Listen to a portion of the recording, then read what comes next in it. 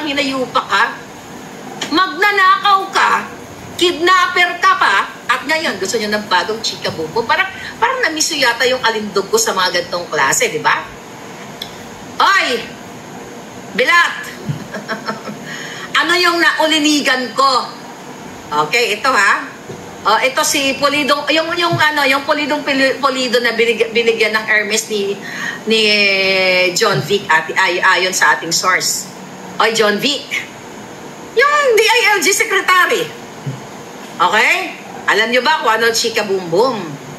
Ayon sa ating source, oy, John Vic, crush ka daw ni Embalsamador. Embalsamado pala. Napag-alaman natin na si John Vic ay favorite na ngayon ni Lisa Tanas. Kasi pinapangarap ni Lisa Tanas ayon sa ating source na matchuk-chak siya ni John Vic. Diba? Ew! Paano na yung polidong-polido? Imagine mo, kung mangyari yung tsuktsakan, matapos isaw-saw doon sa polidong-polidong kipay, tapos isasaw-saw mo yung, oh my God, Kadiri! Diba? Yan, boses boses puso. Lakad-lakad sa batuhan. Mga baboy, diba? O yun ang napag-alaman ko, na itong si John Vic ay crush ni Liza Tanas. At gusto magbika-bika daw ng kanyang kipay dahil crush siya ng bonggang at hindi yun nagtatapos. Wala naman tayong pakalam sa mga crush nila, crush ano na yan eh. At sinasabi ni Lisa, kaya magkaaway talaga si Tamba ngayon at saka si John Vic. Si John Vic, si Lisa Tanas. Why? Kasi ang pinupush ni Lisa Tanas sa mga business sectors katulad na lamang kay Mr. Pangilinan, o diba? Paano ko naman nalaman yung mga ganyan? Baby! Paano naman nalaman ng lola ninyo na crush ni Lisa Tanas si John Vic? O diba? So, ibig sabihin, chinichika daw. Diba? Mag-ala Christopher Min tayo ngayon. Alright? So, itong si Lisa Tanas ay pinupush niya na maging presidente sa 2028. Maging presidentiable. Tatakbo sa presidente si John Vic Rimulya. Kaya siguro ba, kapalit ng bika-bika, ito lang ang tanong ko, John Vic Rimulya. Kaya mo bang ituton ng isang... Ay, ambot sa inyo mga linti ka mo, nadadamay ako dito. Sige na lang, ilonggo na lang na ba? Ikaw, John Vic Rimulya, sarangan mo ba ituton inang gaga na ang iya po tayo ang iya bilat ulbo-ulbo na parang puro formalin. Sige gid-abi, Commander Aguila. Kaya mo bang mula sa pulido, maitot-itot ka gid dito? Kasi type ka daw eh.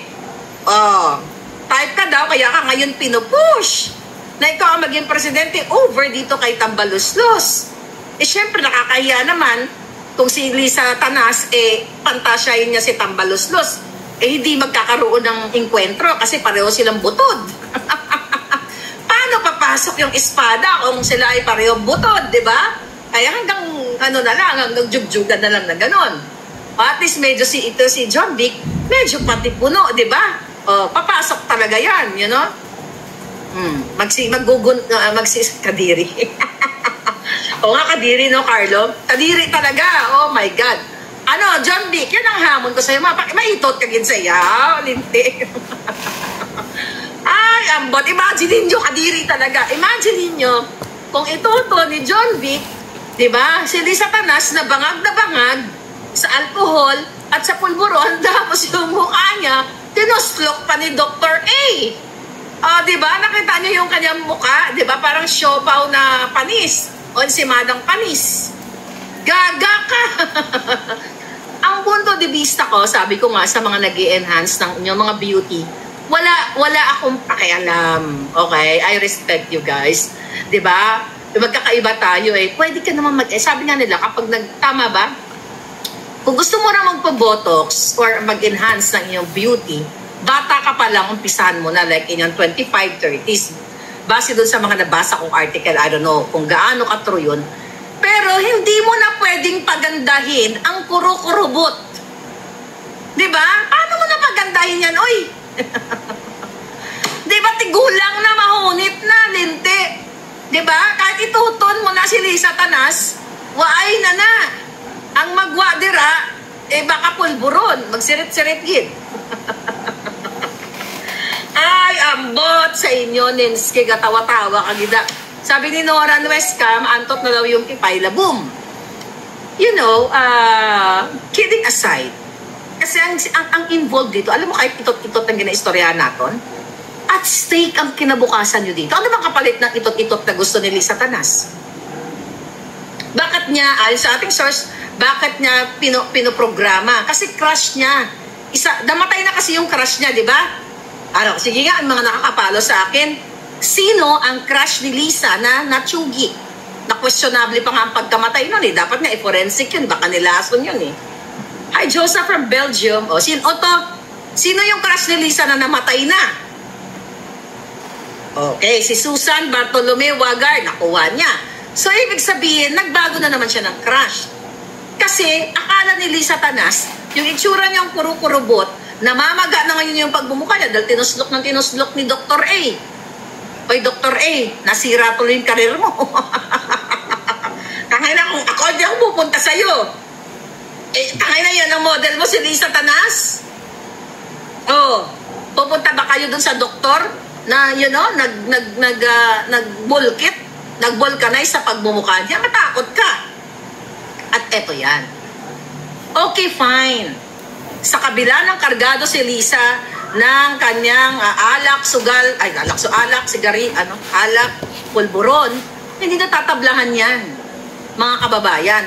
Pero, ang nababasa ko doon sa paglabas sa video, siguro sabi ng doktor niya, ay hindi, okay lang yan. Siyempre, alam nyo, itong mga doktor na ito, itong mga nasa cosmetic world na ito, mga bobola yan. Hindi madam.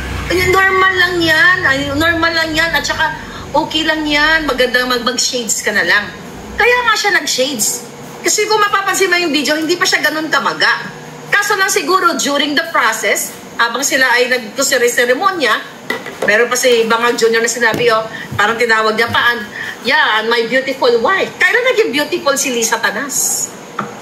Diba? Ugly in and out. Hindi lang yun. Beyond repair na yan si Lisa Tanas. Yung pag-uugali niyan, nilagpasan niya si Satanas actually. Diba? So mabalik ako dito sa overhauling o sa vulcanizing. Ipabulkit bala ang bilat mo, Lisa, para kahit papaano, you know? Para kahit papaano, lumiit naman yung kipaylabo mo. At ikaw, diba, sa dami mo ng ginagawang kabalbalan, busy ka sa pagnanakaw, busy ka sa pangingidnap, pati sa itot-itot, gusto mo pa maging busy. Ngayon, ang tanong na lang natin kay John Vic, kaya mo ba? Ituton, si Lisa, oh my God, kapalit ng presidentiable o ng pagiging president, suportahan ka niya para magpresidente ka, pisting yawa. Lahat ng ito'y pagtatakip sa rumaldumal na ginagawa, ulit-ulitin natin. Lahat ng ito, kapalit ay pantatakip, damage control, pagko-cover up ni Lisa Tanas at ni Bangag sa pambabalahura nila sa pera ninyo. National budget, pagigipit sa vloggers, flood control, pagnanakaw, PhilHealth, name it, by scam. Diba? Sabi nga ni Mindgreen. Lahat ito pagtatakip. Tignan mo yung ginawa ni Manang Bola, ni Castro. Magandang umaga! Ang intensyon ng ating Pangulo ay hulihin ang mga vloggers. Imagine ninyo, ang trabaho niya ay para hulihin o pagparusahan ang mga vloggers only sa Bangag administration. Madaming pwedeng gawin ang isang spokesperson kung sila ay gumagawa ng tama. Pero hindi nga sila makakapag-deliver ng mga matatinong salita, kaya gagamit sila ng batibot way, diba? Ng mga ganong kadyotahan. Kasi hindi mo, beyond repair na ang Bangag na administrasyon. So ang punteriyahin, ang Pangulong Duterte, na in the past, lahat, 3 years na si Bangag. Wala siyang ginawa, para din siyang sinoy-noy. Si Boy Sisi. Sisihin ang presidente, sisihin lahat. Eh kung di ba naman gago yung buwaka ng inang bangag na yan? Eto, tignan nyo to. Kung si Duterte ay hindi maayos ang pagpapatakbo niya ng gobyerno, in the first place, kung matino yan si Bangag, hindi yan nakikipag-alyansa sa mga Duterte. Pero dahil user, itong si Bangag, diba? Ayaw ni Marcos, kaya sila dumikit sa mga Duterte. Kaya paano mo papaniwalaan ng Bangag? Salta na salta ngayon, previous administration, Duterte, Duterte, Duterte. Putang ina, wala nang ibang dialogue kundi Duterte, Duterte. Alam nyo, the only, what you call it? The only panangga, or anong word doon, para ma-counter, the only way para ma-counter mo ang mga negative or negativity na binabato sa'yo ay yung performance mo. Hindi ba dapat ipakita ni Bangag kung ano yung mga performance niya? Like yung bridge diyan na natumba, na pinag-usapan natin kagabi. Imagine mo si Sina naman kay Duterte.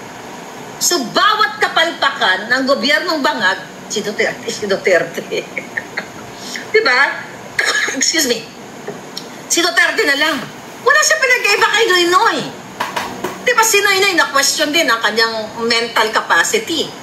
Si Bangag, hindi lang basta na-question. May ebidensya na siya ay nag-addictus benedictus. Siya ay addict. Nakita niyo naman sa video kung paano nila pagtakpan. Hindi lang yon. Nasundan ng mga testimonial ni J.A. Morales nung araw ng kagitingan, yung kanyang pulburon dito. Ewan ko nga sa inyo eh. Kaya nga kung ako tatanungin ninyo, well, yun nga, it's a constitutional na every 3 years ay nagkakaroon tayo ng midterm election or election, di ba? So wala tayong magawa dahil constitutional yan. Pero kung ako talaga tatanungin nyo, wala rin mangyayari yan. Okay, fine, maipanalo natin ang ating mga kandidato para nga poprotektahan si Inday Sara sa kanilang, naambang impeachment na yan.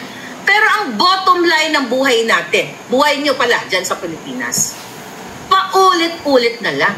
The only thing, kung ito nga naisip ko lang to ngayon, kung kaya nyo mag-spend ng time during election day, like sa May 12, para ipahayag ang inyong sagradong boto na dadayain din naman ng COMELEC at ng mga bangag. Oy, tangina mo, George Garcia. Diba? Bakit hindi kayo mag-spend ng isang araw para ilagay ang boses ninyo diyan sa kalsada? Ipahayag ninyo lahat. Kasi wala naman mangyayari dyan. Mag-election man tayo, magnanakaw pa rin mga buwaka ng inan yan.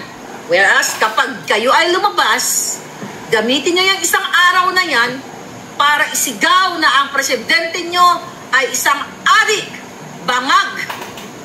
Hoy, kumusta yung mga natuli ng mga brusko dyan? Ready na ba kayo? O hindi pa rin kayo tuli? Wala na po solusyon kundi gurgurin ang mga bangag. Wala na ibang solusyon. Ano ba naisip nyo solusyon? Ha? May naisip ba kayo? Ano naisip nyo solusyon? Mayroon ba? Obit Galve, Black Eye, There's No Love. No, hindi siya sinapak ni Bangag. Hindi siya sinapak ni Bangag. Tinusok nga si Lisa Panas ng formalin, kaya imbalsamado ang mukha niya ngayon. Diba? Ang tanga-tanga, diba? Kung ako ganyan, magpapahinga muna ako. Pero syempre, ang press release nila dyan, ay ang sipag-sipag naman ni Lisa Panas. Kahit tinuslok na ng formalin ang pagmumukha niya, nagtrabaho-trabaho pa rin. Julol, hindi na-anticipate ni Lisa Tanas na magkakaroon siya ng bulging face. Na parang bola ng exercise ball, yung malaki, di ba? Yung kanyang pagmumuka. People's Revolution na lang ang pwedeng solusyon. Di ba? Sabi ni Luz Roslin. Exactly. Di ba? Never na sinisi ni Tatay Digong si President Aquino, sabi ni Hilvis Siapno. Yes, hindi mo pwedeng sisihin ang nakaraang administrasyon. Dahil ikaw na yung presidente, dapat itama mo na. Kaso, Tulad nga yung bridge, 'di ba? Na bumagsak. Ano 'yun, mga kababayan? Isinisisi pa sa what? Sa nakaraan. Katulad na lamang ng kidnapping. Yung batang pinutulan ng daliri. O ano sinisisi nila? Ano sinasabi nila? Hindi lang naman daw nangyayari ang kidnapping sa panahon ni Bangag Jr. Ano kaputahan yan? At mali-mali yung statement ni Tony Remulla na una sinabi niya na ang pamilya nitong bata na kinidnap sa British School of Manila ay nagninegosyo ng pogo. Sino ngayon ang fake news sa John Vic Bangag? Yung unang salvo nila, yung unang pagpapakita nila sa mainstream media na sinasabi nila na ang pamilya ng mga bata, ang negosyo ay pogo. Tapos lumabas si Teresita, yung founder ng yung Chinese Chamber something. Kasi historically yung anak no nakidnap, napatay yata doon yung panahon ni Erap, right? Teresita Ong ba yun? So anyway, ipinaliwanag na hindi naman pala sangkot sa pogo ang pamilya. Nagbigay ba ng erratum? Nagbigay ba ng apology? Ikaw, John Vic Remulla, bago mo ituton si Lisa, okay, dahil gusto ka niya eh. Di ba? Cash ka niya eh. O nagbigay ka ba ng apology sa mga na-miss ko ba? Nagbigay ba kayo ng statement? Na i-retract nyo na sinabi ninyo na ang magulang nitong batang pinutulan ng daliri ay mga pogo operators. Sino ngayon ang sinungaling? Sino ngayon ang fake news peddler? Hindi ba itong bangag na administrasyon na ito? Kaya sila, gusto nila ako ipagurgur. Diba mga palangga?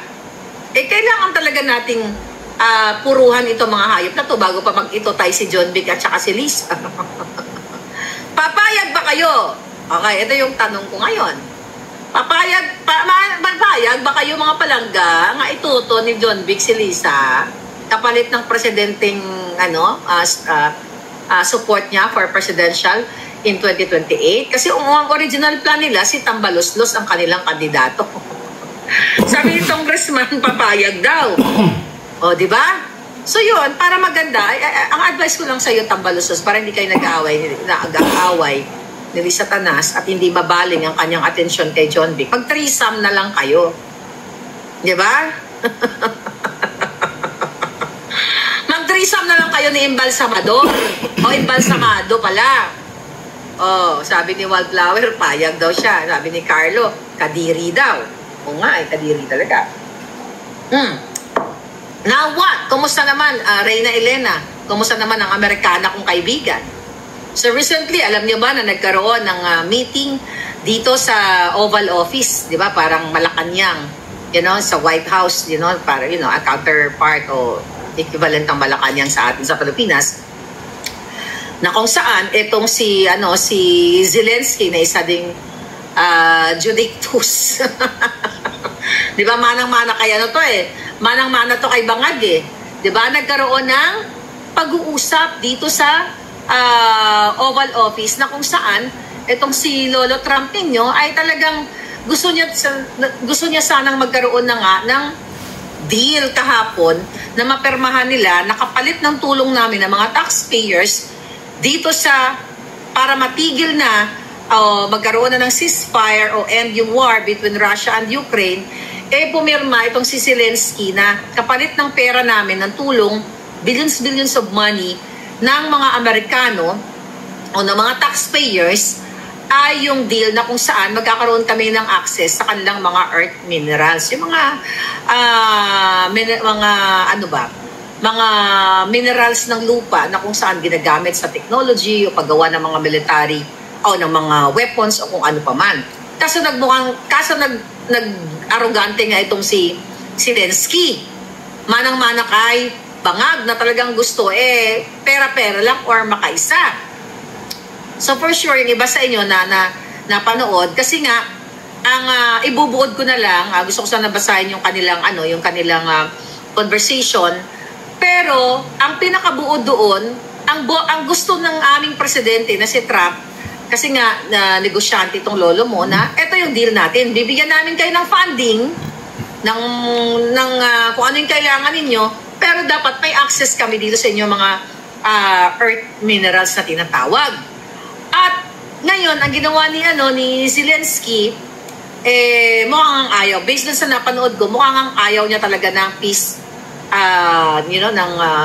what you call it, ng ceasefire or peace with Putin. Kasi, ang nakita ko doon, syempre, ang gusto niya, parang talagang ang Amerikano, magkampi sa Ukraine, na talagang all-out support. Siguro, ang gusto niya, durugin talaga itong Russia.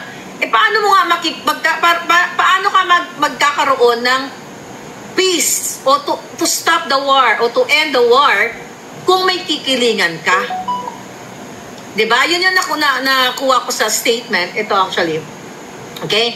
Ang Vice President namin dito, ang sabi kasi ito basahin na lang natin, ang sabi ni Vice President J.D. Vance, for 4 years, the United States of America, we had a president who stood up at press conferences and talked tough about Vladimir Putin. And then, Putin invaded Ukraine and destroyed a significant chunk of the country. The path to peace and the path to prosperity is maybe engaging in diplomacy. Okay? We tried the pathway of Joe Biden, of thumping our chest and pretending that the President of the United States' words mattered more than the President of the United States' actions. What makes America a good country is America engaging in diplomacy. That's what President Trump is doing. Kaya si Zelensky, ang sabi niya, okay, so Putin occupied our parts, big parts of Ukraine, parts of East and Crimea. So he occupied in 2014, so during a lot of years, sabi ni Zelensky, I'm not speaking about just Biden, but those times was Obama, then President Obama, then Trump, President Biden, and now President Trump. And God bless, sabi niya, now President Trump will stop him. But during 2014, nobody stopped him. He just occupied and took. Sabi niya, he killed people. You know that? Okay, alam naman natin na marami talagang nagurgur doon. Sabi nga ni Trump, no, I was not there in 2014. Ngayon, ang sinasabi ni Zelensky dito, na during 2020, sabi niya, but during 2024, the situation is the same. That people have been dying on the contact line. Nobody stopped him. Okay, you know that we had conversation with him. A lot of conversations, may bilateral conversation.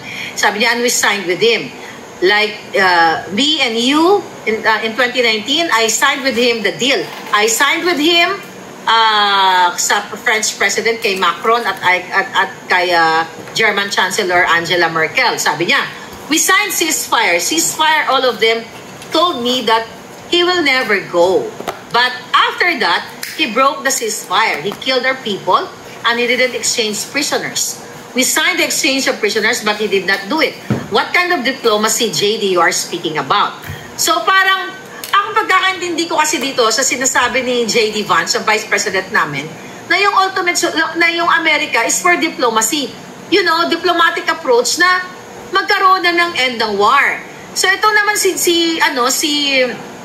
pangalan nito, itong si Zelensky, ini-insist niya yung pag-invade nga ng Russia, ang mga nagurgur na mga mga Ukrainian, may mga nagurgur din naman ng mga Russian. Okay? Kasi sabi ni Vance, I'm talking about the kind of diplomacy that's going to end the destruction of your country. Tama. Sabi pa ni Vice President Vance, Mr. President, with respect, I think it's disrespectful for you to come into the Oval Office to try to litigate. This is in front of American media.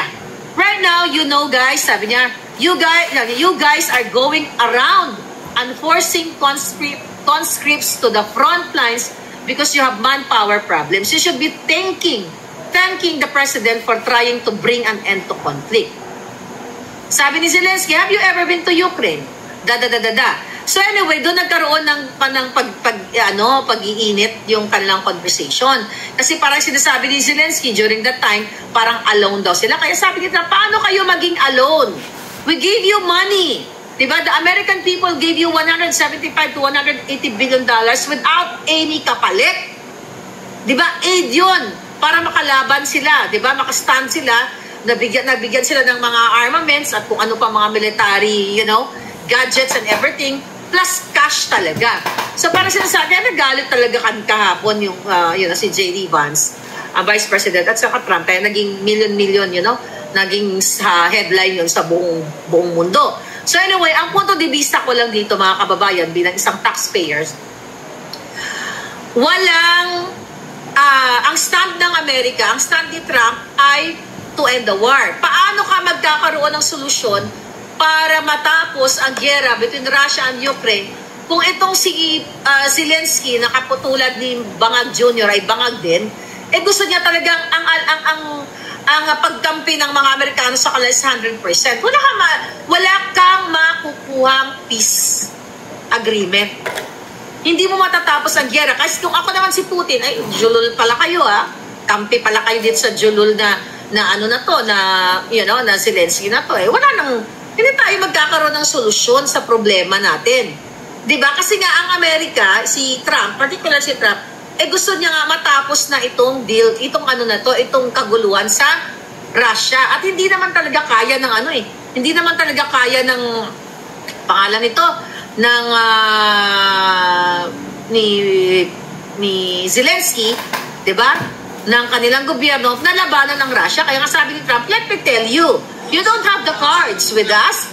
Sabi niya, with us, you have cards. But without us, you don't have any cards.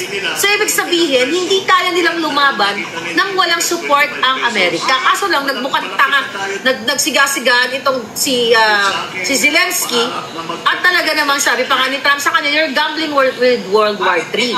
Nagpakita pa siya ng mga pictures na ito yung mga pinatay, ganyan-ganyan, ito yung mga bata, So, hindi ka magkakaroon ng solusyon para sa akin na matapos mo to, na pagkasunduin ng dalawang bansa, kung yung isa ay hindi, pinasok na yung bayan namin pinagpapatay niya to, ito, ganito, ganyan.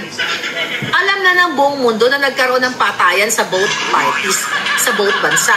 So dapat lang mag-move on at pirmahan na yung deal na yan para makinabang naman kami mga taxpayers sa kanilang earth minerals kapalit ng aming pera para sa sinend na namin, I think, $175 or $180 billion during the entire 4 years nung si Biden ang nakaupo na walang malinaw na kapalit. Imagine mo, ang dami naghihirap ng mga Amerikano, naging homeless, mga addictos dito.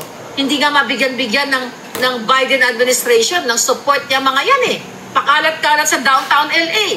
Ang daming mga naghihirap din ng mga Amerikano. Pero that's 180 billion ibinigay namin sa Ukrainian government, di ba? Nang walang kapalit. And now, there is Trump na nagsasabi, okay, ito yung deal namin, tulungan ka namin kung ano yung pangailangan nyo, and then we will talk about peace with Putin, ayusin natin to para matapos na ito.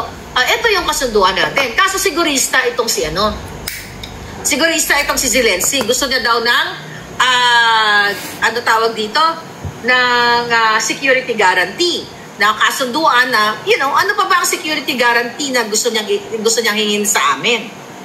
Tangay na wala nga kaming napala doon sa 180 billion for 4 years na si Julian Biden na naging presidente. Ibinigay lang namin yung pera at yung mga armaments. Ano gusto niyang sigurista ngayon? At kaya sabi ni Trump, okay, sige. Diba? Kung tawag dito, kung sabi pa nga ni Trump, I gave you the javelins to take out all the tanks. Obama gave you shits. Parang sabi ni Trump, binibigyan kita ng, ng power or ng bala. Diba? Samantalang si